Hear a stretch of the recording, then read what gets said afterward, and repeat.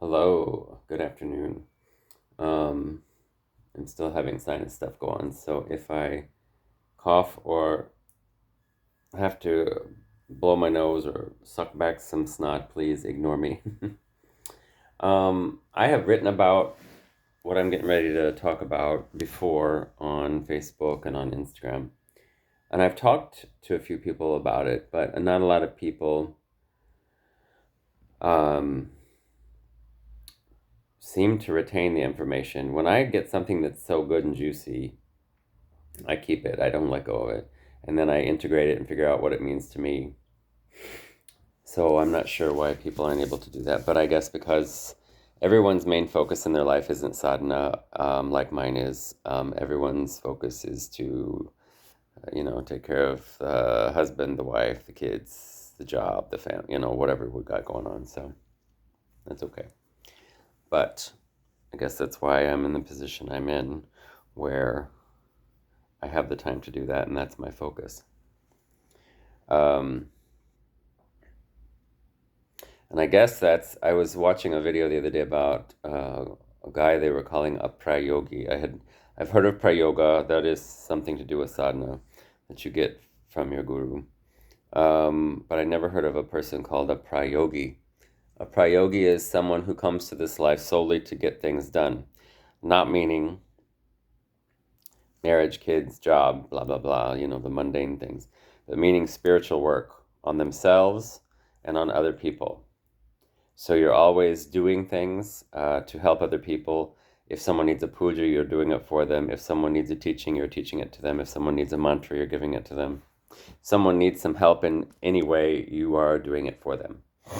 And when I was watching the video, and the girl doing the interview was explaining it a little bit, but it didn't give me fully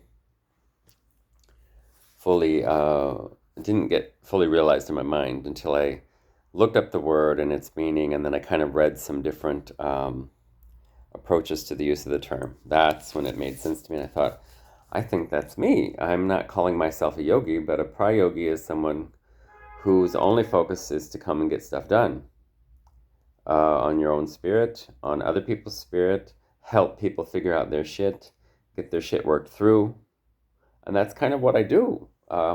So maybe I have to market myself like that. I don't know.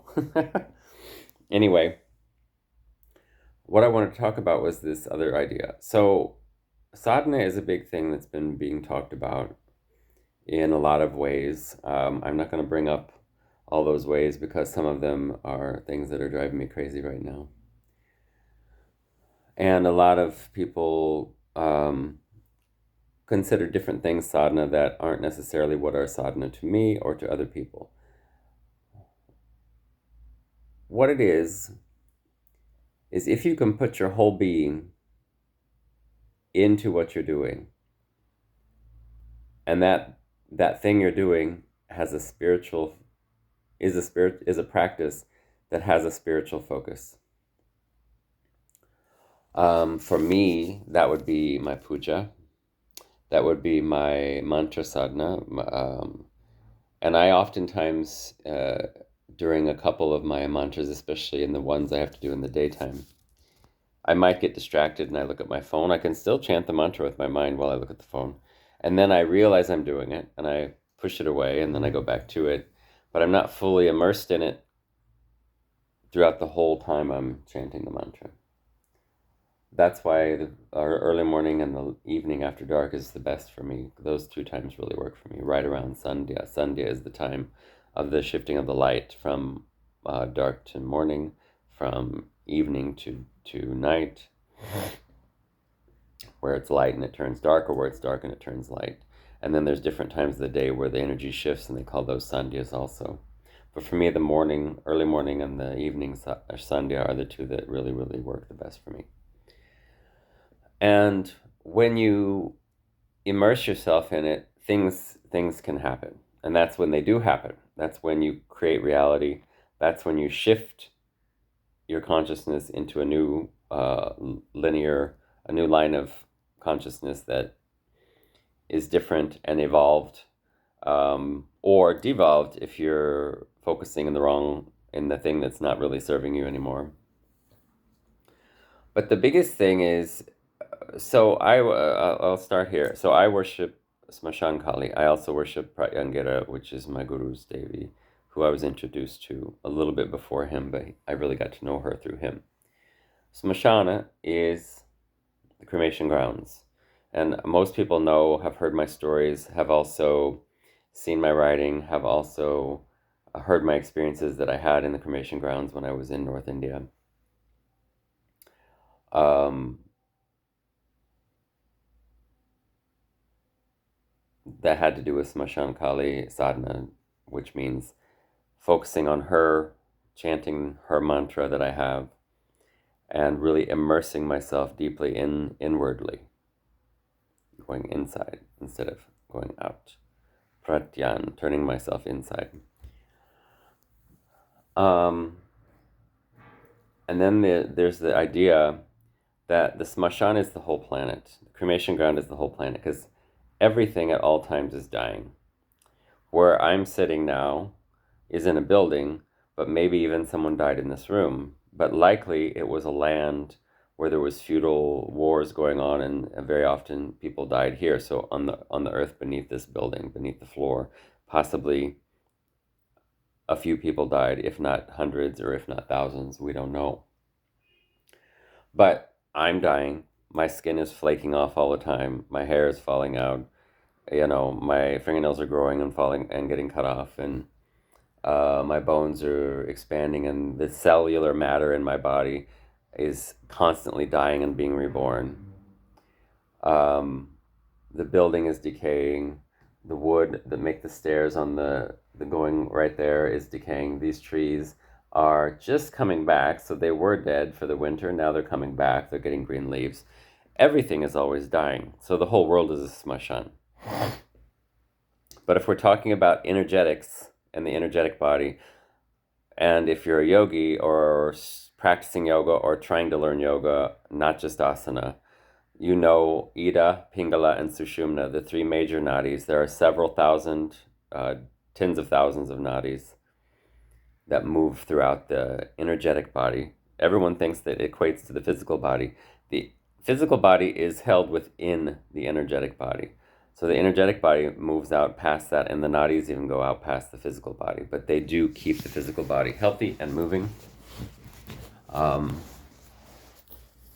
amongst other things. Within the energetic body, the smashan is the sushumna.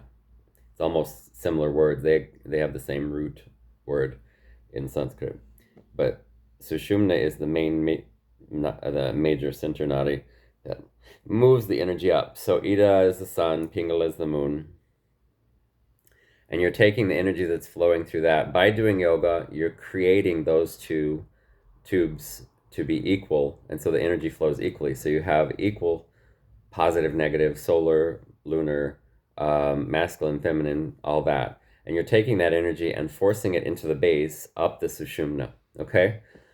Sushumna is if you were equating it to a physical part of your body, it goes through where the central nervous system goes through the center of the spinal column. It's there. So it's a little bit bigger, a little bit thicker, but it has nodules in it based on your karma. So if you have a lot of issues, even better, think of it as a river, okay? A nadi in Sanskrit is the word for river. And so when you're talking in Sanskrit or in many of the languages in India which have Sanskrit interjected into them, it will be the name of the nadi, the river. So the Ganga nadi. Ganga is the major nadi. She's the Sushumna of India. The river isn't just like this and smooth, right? It goes like this around the rocks. It goes around through the lowest parts of the little ditches. And it has rocks in it, and sometimes bigger rocks fall in it and they create a block. So if your Sushumna is a river and there's rocks in it, those things impede the movement, the flow of the water in the river, right? The water does go around it, and eventually with time the water smooths out the rock. It's not something that you have to worry about because water is soft, but water is more powerful than almost anything on the planet.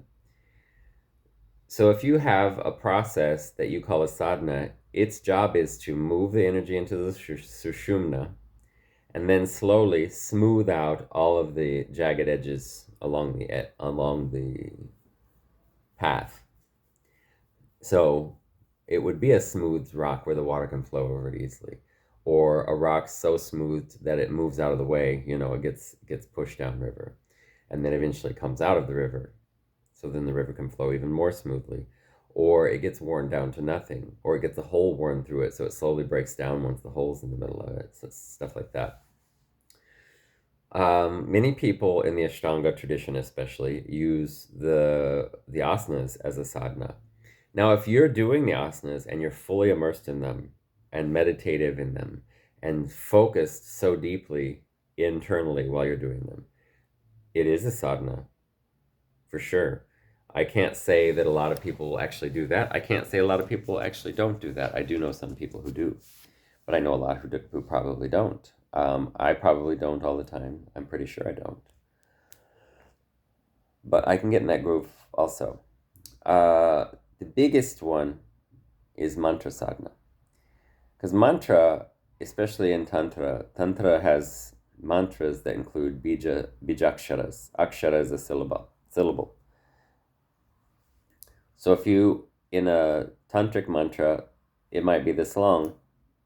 There might be 7 words. 4 to 5 of those words in there are going to be bijaksharas, bija mantras, bija syllables. And they have a little bit of power. They're like a capsule. Okay? If you take a capsule to get rid of your sinus headache, which I have not done, but maybe I need to do that because the pain is, it's not pain, but it's tight and stiff right there. It goes into your stomach and it slowly lets out the medicine over time, and then it gets rid of that problem. And it gets rid of the symptom of that problem, and then eventually it gets rid of that problem. This is what a bija mantra does, a bijakshara. It removes or it emboldens the energy of what that bija mantra is for into your being. And so by doing that, by chanting that, you're coming up here and here's a jagged edge and the water's flowing and it bumps into it and it has to go around the edge, and it slowly smooths off the edge, right? And then it slowly wears that edge down until it's almost gone, and then it ends up being smooth. Mantra sadhana really, really cleans your sushumna nadi. That's its biggest job. Its job really is to embolden the energy of the Devi or Devata that is embodied by the mantra into your being. And by doing that, you're bringing so much Shakti that the Shakti pushes through, and the Shakti is like the water after a good monsoon season. It's pushing the rocks and it's getting them out of the way. So you're clearing out everything. So within our being, we have a cremation grounds, and we're cleaning out that shit all the time if we're doing sadhana. If we're not doing sadhana, we're just chanting and we're looking at our phone, which I'm guilty of, I just admitted. You don't have those effects. If you can get deep into it and get those effects, you'll notice all kinds of things change. And I have done that. I've seen the things change. I'm distracted right now because of this heavy feeling in my head, this fog that feels over my brain, and my thoughts are a little bit blurry. But when I'm not distracted, I can really get involved in receiving the energy that's being given to me as I'm mentally chanting this mantra. It's really lovely.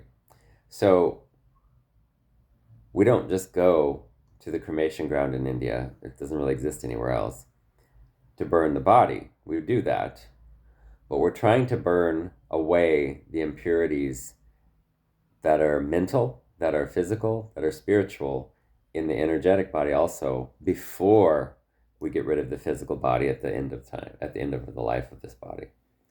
And that's really, I think, beautiful, because when you're purposefully, say you're sloughing off your skin to get rid of the dead skin cells, you're giving space for more brand new skin cells to be reborn.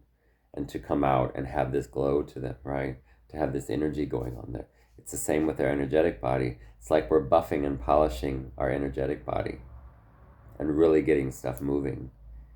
And it is very beneficial, and it is really quite wonderful to feel within yourself, to see in other people also, but to feel it within yourself. That's when you start believing it and you know that it's possible.